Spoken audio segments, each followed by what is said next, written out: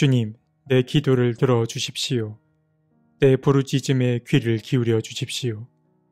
내 눈물을 보시고 잠잠히 계시지 말아 주십시오. 나 또한 나의 모든 조상처럼 떠돌면서 주님과 더불어 살아가는 길손과 나그네이기 때문입니다. 내가 떠나 없어지기 전에 다시 미소 지을 수 있도록 나에게서 눈길을 단 한 번만이라도 돌려주십시오. 시편 39편 12절에서 13절 말씀. 시편 39편에는 질병으로 고통받는 한 시인의 기도가 담겨 있습니다. 먼저 1절을 보면 시인의 인내심에 바닥이 난 걸 알 수 있습니다. 일단 그는 바른 길이 무엇인지 아는 자입니다. 주님이 원하시는 바를 잘 아는 자임이 분명합니다. 그래서 시인은 말하길 자신은 혀로 죄를 짓지 않을 거라고, 또 악한 자와는 한마디의 말도 섞지 않을 거라고 다짐합니다. 그리고 그는 자신의 다짐대로 지금까지 말한 바를 잘 지켜왔습니다. 그러나 그런 그의 믿음에 위기가 닥친 것입니다. 2절 후반부터 시인은 더 이상 자신의 속마음을 감추지 않고 주님께 진짜 속내를 토로하기 시작합니다. 그는 가장 솔직한 모습으로 주님 앞에 섭니다. 그리고 그는 말합니다. 가슴속 깊은 데서 뜨거운 열기가 치솟고 생각하면 할수록 우라가 치밀어 올라서 주님께 아뢰지 않고는 견딜 수 없었다. 그의 인내심에 한계가 왔습니다. 그리고 그의 괴로움과 고통의 수치가 견디고자 하는 마음을 넘어선 것입니다. 우리는 살다 보면 내게 닥친 문제를 얼마나 참고 견뎌야 하는지, 또 어느 정도로 고통스러워야 하나님 앞에 힘들다고 말해도 되는지 참 판단하기가 어렵습니다. 저마다 처한 상황이 다르기에 함부로 말하기가 어렵습니다. 그러나 다음에 들려드릴 이야기가 도움이 될지 모르겠습니다. 조금 길지만 읽어드리겠습니다. 한 스승이 있었습니다. 그는 고통 가운데 있는 제자에게 다음과 같이 말했습니다. 너희가 무척 힘든 상황을 겪고 있다면 마음 소리에 귀를 기울여라. 너희 자신을 가능한 한 정직하게 대하도록 노력하여라. 그래도 삶이 너희를 호되게 몰아붙이면 결국 불평하게 되는 순간이 올 것이다. 그 순간이 오면 어린아이가 부모에게 하듯 불평해라. 약간의 도움과 관심을 청하는 것도 잊지 마라. 시는 아버지인 동시에 어머니이다.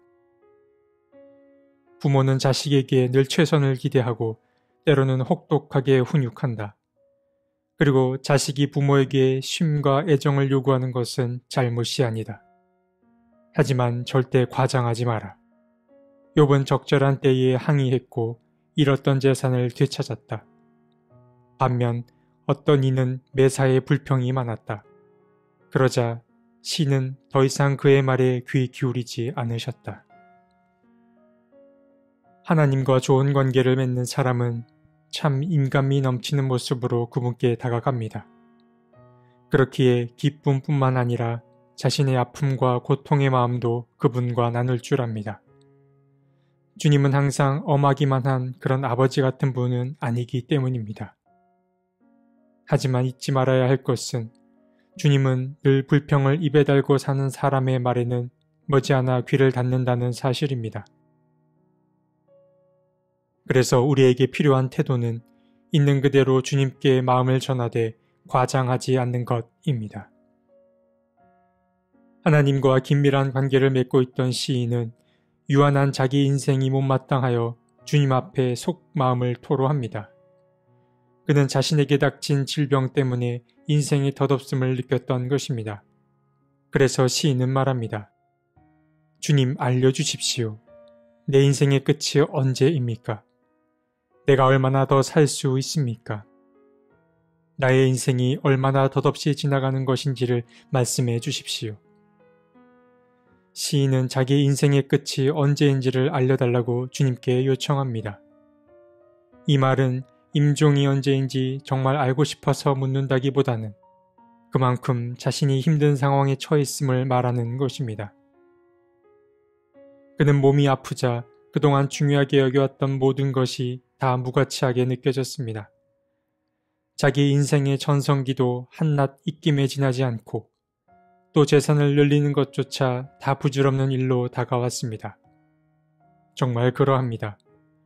건강할 때는 잘 모르나 큰 질병에 걸렸거나 몸의 한 구석이 불편하게 되면 그동안 중요하게 여겨왔던 많은 것들이 관심 밖의 일들로 바뀌는 걸 경험합니다. 시인은 바로 그러한 처지에 놓여 있던 것입니다. 그러나 시인은 삶을 쉽게 포기하지 않았습니다. 목숨이 위태로운 상황에 놓여 있을지라도 그는 희망을 내려놓지 않았습니다. 시인은 그 희망을 바로 주님 안에서 발견했습니다. 그는 주님께 기도합니다. 자신의 처지를 보며 조롱하는 자들로부터 지켜주시고 무엇보다 죄악에서 건져주시기를 간절히 기도했습니다. 사실 여기서 죄악에서 건져달라는 시인의 요청은 곧 몸의 회복, 치유를 뜻할 것입니다. 그는 오늘 시의 마지막 절까지 와서도 주님께서 자신의 기도에 응답해 주실 것을 요청했습니다. 그는 자신이 처한 상황을 말하기 위해 자기 조상들의 이야기까지 거슬러 올라갑니다. 시인은 주님께 자기 조상들이 정착할 곳을 찾지 못하는 나그네 혹은 떠돌이 처지였음을 상기시켜 주었습니다. 그는 조상들의 처지와 자신의 처지를 동일시함으로 주님께 긍휼의 마음, 자비의 마음을 구하고 싶었던 것입니다. 그래서 주님이 자신의 기도와 부르짖음을 그리고 눈물에 응답해 주셔서 근심이 가득한 얼굴에 다시 미소가 꽃필 수 있기를 간절히 소원했습니다. 오늘 시편 39편의 시인은 고통스러운 상황에 처해 있습니다. 그의 질병이 얼마나 깊은지 다 알 순 없으나 그는 죽음의 문턱 가까이에 있음을 알 수 있습니다. 그는 고통이 극에 달하고 죽음이 코앞에 다가오자 삶의 허물을 느꼈고 그러자 시인은 자신의 마음을 가감없이 주님께 전했습니다. 누군가를 위로하는 일은 참 어렵습니다. 왜냐하면 고통에 처한 사람의 고통을 우리는 온전히 다 알 수 없기 때문입니다.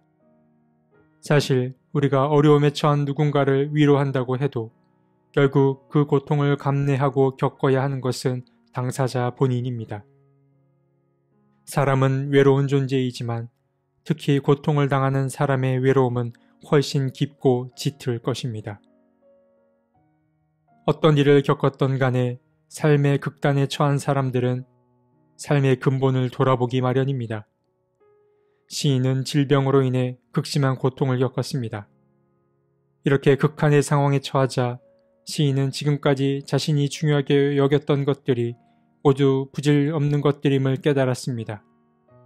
우리도 종종 삶의 위기를 겪고 나면 삶의 근본을 돌아보게 됩니다. 하지만 이전으로 돌아가고자 하는 탄성 때문에 곧 다시 비본질적인 것에 집중하며 살아갑니다. 바라기는 우리의 지난 경험과 오늘 시인의 경험을 통하여 우리가 삶에서 끝까지 붙잡아야 할 것이 무엇인지 돌아보고 그리고 또 과감히 떨쳐내야 할 것은 또 무엇인지 돌아보는 그런 하루가 되었으면 좋겠습니다. 하나님, 삶의 위기가 닥치면 우리는 지난 시절을 돌아보며 마땅히 붙잡아야 할 것들이 무엇인지를 생각해 봅니다. 그러나 위기가 지나면 언제 그랬냐는 듯이 비본질적인 것에 목을 메고 살아갑니다. 주님, 우리의 닫힌 눈을 열어주셔서 마땅히 보아야 할 것을 보게 해 주십시오. 아멘.